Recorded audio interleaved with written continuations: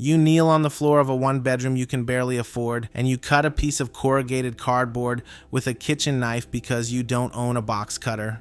It's 11 at night. The thing you're building doesn't have a name yet. It has tape. It has a felt tip label written in your own bad handwriting and one function that actually works. You press the two halves together, you flip the little catch you fashioned out of a bent paper clip, and it holds.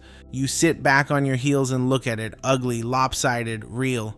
You have $400 in a checking account that does not feel like a foundation for anything. It feels like the amount of money a person has right before they don't have it. For 3 months, you've been telling yourself a very reasonable story that you can't begin until you raise a little capital, find a partner with deeper pockets, save up a cushion, wait for the right quarter. The story has a soothing logic to it. It also has a side effect, which is that nothing exists. You can't show anyone a cushion. You can't hand a stranger a right moment, so tonight you stopped saving for the version that would impress people and you built the version that merely works. You spent about $150 of the $400 on the one component you genuinely couldn't fake, the part that lets it actually do its job, and you kept the rest, roughly $250, as a thin strip of runway. No logo, no website, no office unless you count the floor. The whole material cost of your enterprise fits in a shopping bag, and you keep checking the receipt like it might have a typo, like the universe is going to send a follow-up invoice for the part where you're allowed to start. Here's what nobody warns you about when you finally make something instead of planning it. It's terrifying in a way the plan never was. A plan can't be rejected. A plan is pure potential, perfect, and weightless, and as long as it stays a plan, you stay a person who's about to do something impressive. The moment it has tape on it, it can fail. You built yourself something that can be told no. You think about the guy you know with money. Real money, the kind that comes with a tasteful watch and an opinion about espresso. He's been looking for the right idea for 2 years. He has the capital and no idea. You have the idea and no capital, and for 2 years you both assumed he was the one in the better position. Down here on the floor with cardboard under your knees, you're not so sure anymore? Everyone with money was waiting for an idea. You had one and stopped waiting for money. You hold the little object up to the lamp. It's the worst looking version of this that will ever exist, and somehow that's the point. Every future version will be cleaner, and none of them will be braver than the one held together with a bent paper clip at midnight. You set it on the counter where you'll see it in the morning. It works. You know it works. You've watched it work with your own hands. There's only one thing it hasn't done yet. The only thing that actually counts? It has never, not once, made a stranger reach into their pocket and decide it's worth more than the money already sitting there. That part comes tomorrow. You find your first stranger on an ordinary afternoon, which is a deeply unremarkable setting for finding out whether your life is going to change. Not family. Family doesn't count. Family pays you out of love and a vague worry about your well-being. This is a person who owes you nothing and has never seen your face. You show them the ugly thing. You explain what it does in plain words, no pitch, no adjectives, because you don't have the energy for theater. And they listen and they nod, and then they do what you've rehearsed in your head 100 times and never actually believed would happen. They ask how much. How much? 2 words. Your mouth goes dry.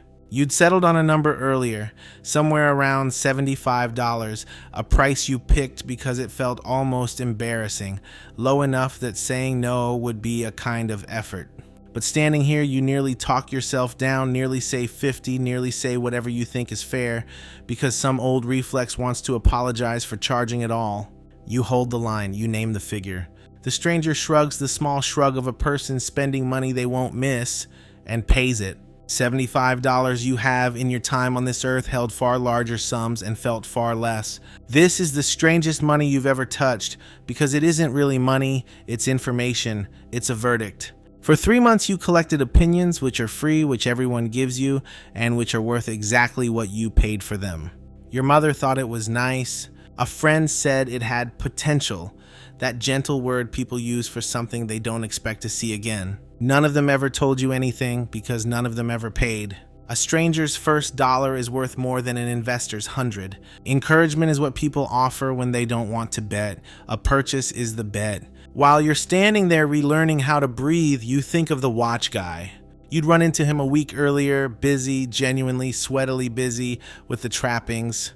He'd registered a company name. He had a logo, a good one, drawn by someone expensive. He'd been comparing office space for when we scale, and he said that word the way other people say a prayer. He'd spent, by his own happy accounting, several $1,000s building the around the business, the brand, the deck, the entity, the aesthetic of a company. The company itself, the part where a stranger hands over money, did not yet exist and showed no signs of planning to. He'd built a beautiful frame around an empty rectangle and was waiting patiently for a painting to wander in.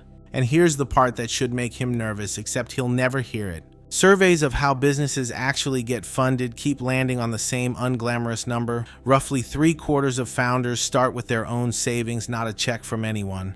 The venture capital fairy tale you both grew up on touches something like 1 in 2,000 companies. You'd both spent 2 years performing for the wrong audience. He was rehearsing for the investor who almost never shows, while the only judge that mattered had a wallet and a shrug and was standing in front of you the whole time. You'd envied him in the moment. Now, holding a worn $75, you don't. He spent thousands to look like a business. You spent nothing to be one. The difference isn't the money. The difference is that one of you has a customer, but the customer isn't done with you, and this is what you didn't see coming. They use the thing in front of you and they use it slightly off, not wrong, just their way for their reason, a need you hadn't imagined because you'd built the whole thing for the version of the problem inside your own head. They mention offhand that what they really wish it did was a smaller, simpler thing right next to what you made. Not the grand feature you were secretly proud of, the boring one beside it. They say it like a throwaway. You feel it like a hand turning your chin towards something you'd walked past 100 times. You'd thought the hard question was, can I build it? You built it. You'd thought the next was, can I sell it? You just did.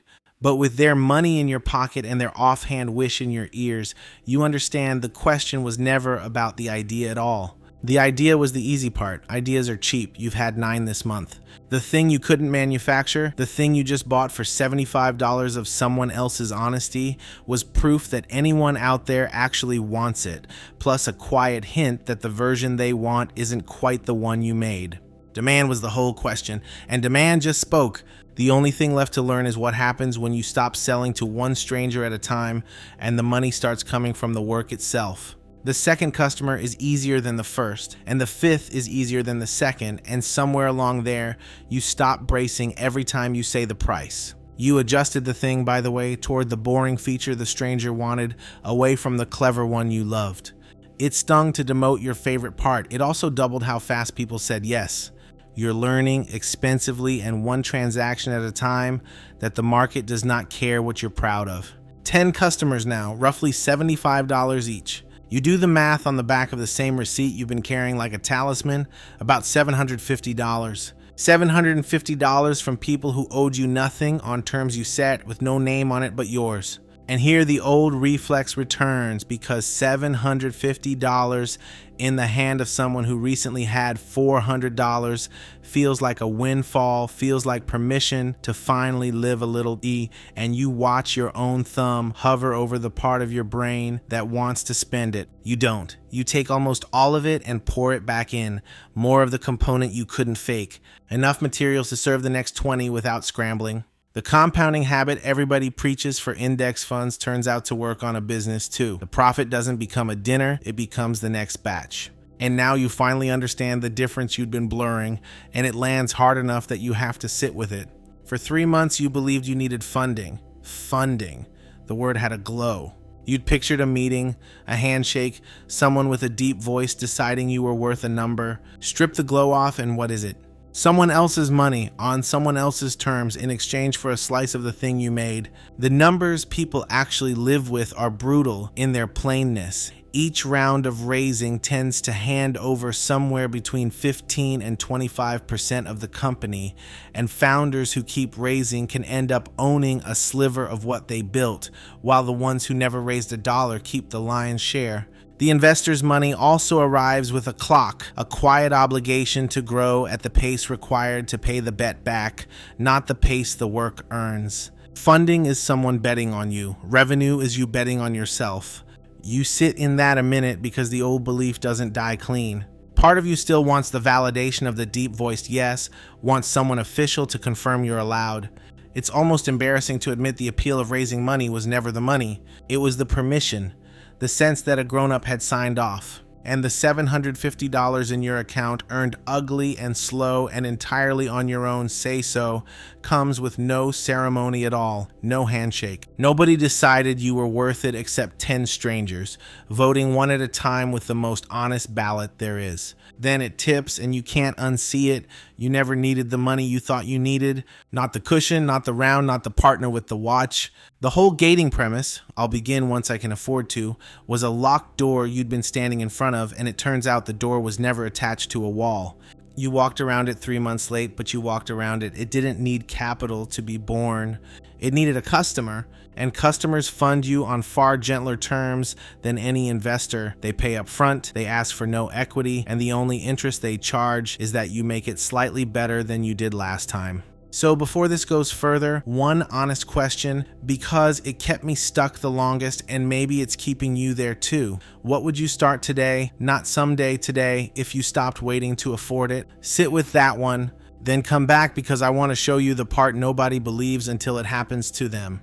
Here's what's nagging me now, watching that reinvested $750 turn into the next batch and the next. If it grows on nothing but its own cash, no borrowed dollar, no one's permission, just customers paying for customers, then there's no obvious ceiling. No bank ever told it how big it's allowed to get, so how far does that actually go? How big can a thing built out of cardboard and stubbornness become before it runs out of room to grow on its own money? I'm about to find out. So are you. It goes further than you'd let yourself imagine, and it goes there quietly, which is the part the success stories leave out. There's no moment of liftoff, no number that flashes. There's just a morning when you realize you've stopped counting customers because there are too many to hold in your head, and the back of the receipt math has graduated to an actual spreadsheet. The component you couldn't fake, you now buy in bulk, at a discount you'd have killed for in month one. The boring feature the stranger demanded is the spine of the whole operation now, and the clever feature you loved is a footnote you barely remember being proud of. It sharpened itself on its customers like a knife on a stone, and you mostly held still and let it. Not one borrowed dollar in any of it. This is the fact you keep turning over because it contradicts everything you were told. Growth needs fuel, they said, and fuel needs a check from someone richer than you. Instead, it ate its own revenue and grew on the calories. Every batch paid for a bigger batch. Every customer, in a sense, bought the next one their spot in line. It's the least glamorous growth engine ever built, and it has one feature no funded rocket has: it cannot be repossessed. You didn't raise a fortune, you built something that pays you. You run into the watch guy because of course you do. 2 years and change since you both started from the same line, him with capital and no idea, you with an idea and $400. He is, and I want to be precise about this because it's almost tender, still getting ready. The logo's been refreshed. There's a second logo now for a sub-brand of a company that has never sold anything. He's waiting for the market to mature, which is a sophisticated way of saying he's afraid, and he asks you with real curiosity and a flicker of something underneath it how you got so lucky. You don't correct him. There's no kind way to say I wasn't lucky, I was just willing to be embarrassed in public before you were. He spent 2 years and a small fortune perfecting the frame. The rectangle is still empty, and you finally understand it was always going to be, because what he was actually buying with all that money was the feeling of having started without the risk of having started. You can't buy that. You can only do the cheap, terrifying version, start. But here's where the floor tilts, and it's not the tilt I expected. It's big enough now to be a real question instead of a real relief. There are 2 ways this goes from here, and they look identical for about a year before they reveal themselves as opposites. One way, you grab the growth with both hands, more, faster, every month, a bigger number, and you wake up 18 months later as the single most load-bearing part of your own machine. The orders don't ship unless you push them. The fires don't go out unless you stamp them. There's a guy named Michael Gerber who spent his whole career on exactly this trap, and his line for it is the one that finally gets under your skin. If the business depends on you, you don't own a business, you own a job. And he likes to add, it's the worst job in the world because you're working for a lunatic. You'd be the lunatic. You'd own it completely, and it would own you right back. The other way, I don't have words for yet because I haven't built it. I only know it's a different shape. I know it the way you know a door is there before you find the handle, that a business can be built to own you, where you are the engine and the engine never stops, or built to free you, where the work runs on something other than your own two hands. Same revenue, same customers, two completely different lives wearing the same spreadsheet. And the terrifying part, the part that keeps you up tonight, is that nobody picks for you. No investor to blame, no market to wait on. It finally works, and so the only question left is the one you've been dodging since the cardboard. Not can I build it, but what am I building it for? You have to answer that before the growth answers it for you, because it will. You answer it slowly over months, and not with a grand decision, but with a string of small, unglamorous ones, each of which makes you a little less necessary. You write down how the work is done, actually write it down, the boring steps, the ones that until now lived only in your hands, so someone else can do it without you hovering. You hand the shipping to a person who ships better than you ever did. You set up the part where the money comes in so it doesn't require you to be awake. None of it is heroic. Most of it is admitting that the parts of the business you thought only you could do were just the parts you'd never bothered to explain to anyone else. That was Gerber's whole point, the one you resisted for a year. Build it so it runs on systems, not on heroics, so it could, in theory, be handed to a stranger and keep working. You're not building an empire. You're building something that doesn't need you in the room, which turns out to be harder and rarer because every instinct screams that letting go is the same as losing it. The watch guy would never understand this part. He still measures success in how big and how loud, in head count and office square footage, in being the most important person in the building. You spent 2 years learning that the most important person in the building is its single biggest point of failure, and you've been quietly, deliberately making yourself less important on purpose. It looks like surrender, it's the opposite, and then one afternoon, the test, you leave. Not a vacation, nothing earned sounding. You just close the laptop at 2 o'clock and walk out into a day you didn't ask anyone's permission to take. You go for a walk with no destination, the specific kind of aimless that money was always supposed to buy and never did back when you had a salary. You don't check anything. You make yourself not check. Your hand reaches for the phone the way it reaches for a railing on a staircase that isn't there, and you put it back in your pocket. It's running, people are doing their jobs. Strangers are paying for what you made, and the structure you built is catching that money and putting it where it goes, and none of it needs you to witness it. You come home as the light goes flat and gold across the counter, and you open the laptop half bracing the way you used to brace before saying a price out loud. The number is higher than when you left. Money arrived while you weren't watching. Money arrived because you weren't watching, because you finally built it so it could earn without you standing over it. You look at that figure for a long moment. 3 years ago, it would have meant a windfall. Today, it means something quieter and much larger. The thing is alive, it's yours, and it doesn't need you to prove it by suffering. You think back to the kid on the floor with the cardboard and the kitchen knife and the $400 that felt like the last $400 in the world. He believed with total conviction that he couldn't start because he couldn't afford to. He was wrong in the most expensive way a person can be wrong about the price of beginning. The money was never the obstacle. The money was the excuse, the reasonable, respectable, universally accepted excuse, and the day he set it down and picked up the cardboard instead was the only day that ever mattered. So that's the question I'll leave on the counter next to the laptop where you'll see it in the morning. What would you build if money were the excuse and not the obstacle?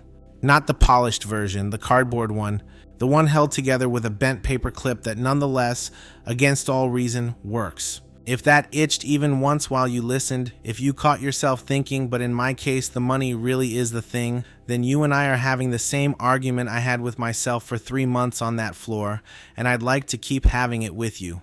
There's a next one coming, and it's for the people who already stopped waiting. You close the laptop, you go make dinner, it keeps running without you. That was always the whole idea.